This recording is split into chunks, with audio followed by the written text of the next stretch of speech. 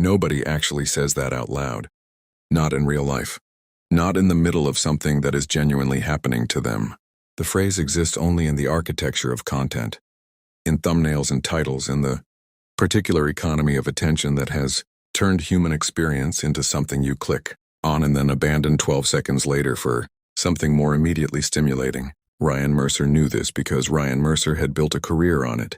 He was 31 years old and lived in a 2-bedroom apartment in Austin, Texas that was half living space and half production studio, which meant that one side of his life had good lighting and a ring light and a carefully chosen background of casual but curated bookshelves, and the other side had dishes in the sink and a couch that had not been moved in 2 years in the particular disorder of a person who performs tidiness for an audience and then closes the camera and exhales into the real version of himself. He had 2.3 million subscribers. He had brand deals with 4 companies, whose products he used occasionally and endorsed constantly. He had an income that would have seemed fictional to his 23-year-old self, who had been working retail in Dallas and making videos on weekends as a way of processing the low-grade dissatisfaction of a life that felt like it was waiting to begin. He had all of this, and he was on a Tuesday in October, sitting on the floor of his bathroom at 11:30 at night staring at a notification on his phone that told him his latest video had crossed 8 million views, and he felt nothing. Not happiness, not pride, not the specific satisfaction of a number that should, by any reasonable accounting, feel like an achievement. Just nothing. A flat, gray, featureless nothing that had been expanding slowly for about 8 months, and had now apparently reached the territory of 8 million views and was still expanding. He had been waiting for the feeling to arrive. He had made videos about creativity and burnout and taking breaks, the kind of content that performs well because it is relatable and also reassuring and also ultimately doesn't require him to actually change anything.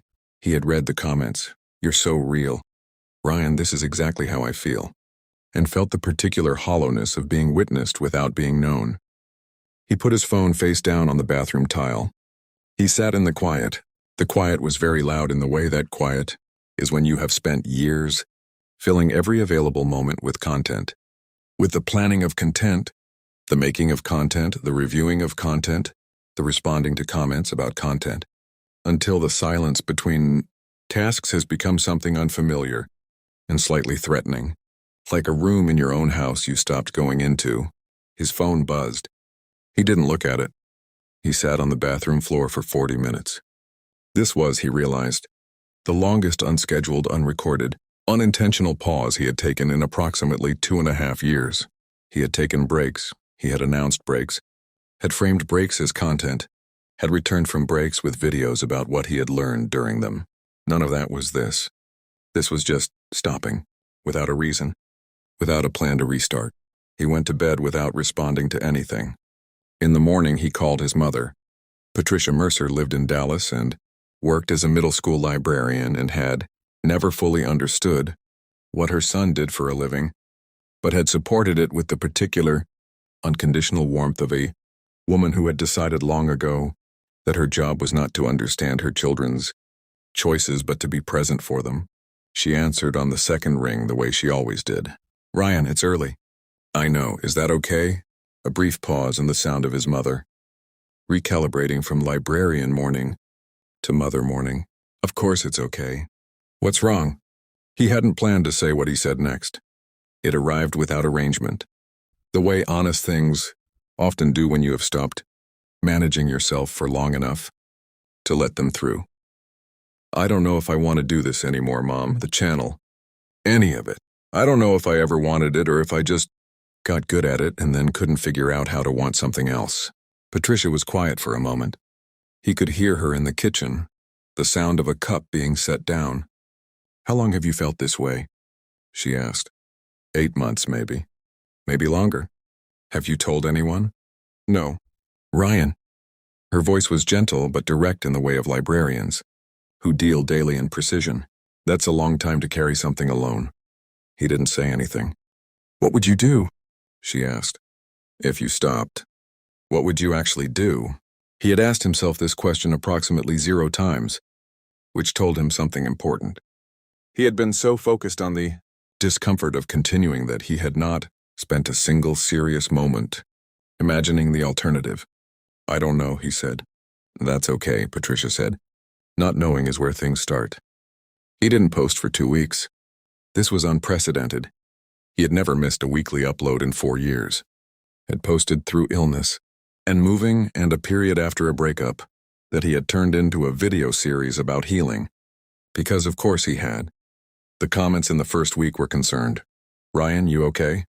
And then slightly anxious. "White guys, where is he?" And then, by the end of the second week, a specific genre of comment that Ryan had learned to recognize over the years as the sound of an audience remembering they don't actually know you. He read them without responding. He went for walks, long ones without his phone, which felt at first like a physical absence and the phantom limb of a device, and then, after 4 or 5 days, began to feel like something else, like having his own eyes back.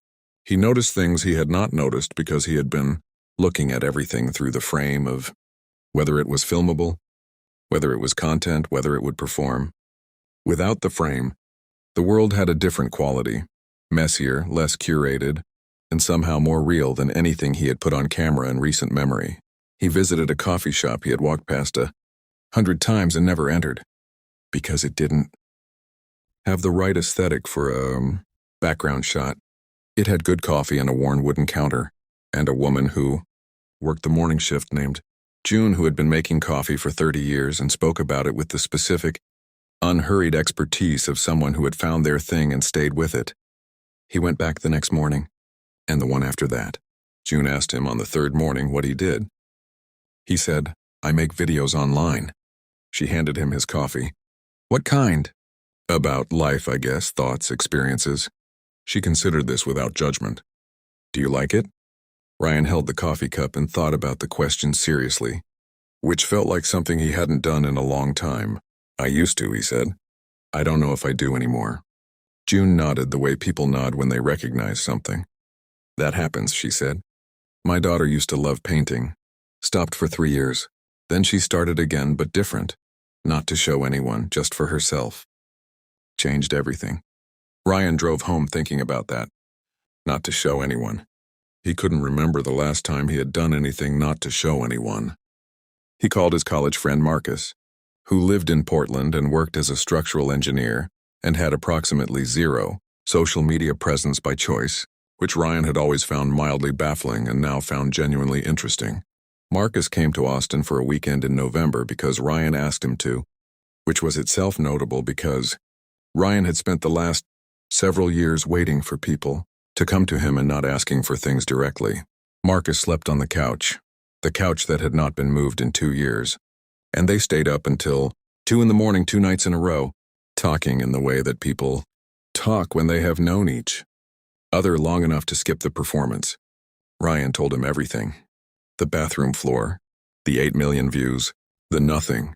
Marcus listened in the way engineers listen, following the structure of it, looking for where things were load-bearing and where they weren't. "You know what I think?" Marcus said on the 2nd night. "Tell me." "I think you built something real and then you kept building past the point where it was real for you because the momentum was carrying you and stopping felt like failure." He paused. "But momentum isn't the same as direction." Ryan sat with that. "So what do I do with 2.3 million people who are there?" he said. "I don't know," Marcus said. "What do you actually want to say to them?" Ryan thought about this for a long time. And for the first time in 8 months, maybe longer, something shifted. Not an answer exactly, a direction. He posted a video in December, not the usual kind. No thumbnail with a shocked expression. No title designed to trigger a click. Just a video. Him on camera, in his actual apartment without the ring light and the curated bookshelf, sitting in the real part of the apartment, with the dishes visible behind, him and the moved couch and the particular imperfection of an unmanaged space. He talked for 18 minutes about what the last 2 months had been. The bathroom floor, the walks without the phone, June at the coffee shop, Marcus on the couch, the specific experience of building something for an audience until you couldn't, find yourself inside it anymore, and what it took to find the way back. He didn't frame it as a comeback. He didn't say I learned so much in the way that makes learning a performance of itself. He just talked the way he had talked to Marcus at 2 in the morning. Not for content, not for clicks, not for the 8 million people who might be watching. For himself, because it was true, and because he was done saying things that weren't. He uploaded it and closed his laptop and went to bed. In the morning, the comments were different from any comments he had read in years. Not "this is so relatable" or king behavior, or the particular language of an internet audience responding to a persona. Just you people saying, "I feel this. I didn't know someone else felt this. Thank you for saying it like that." He read everyone. He didn't make a video about reading them.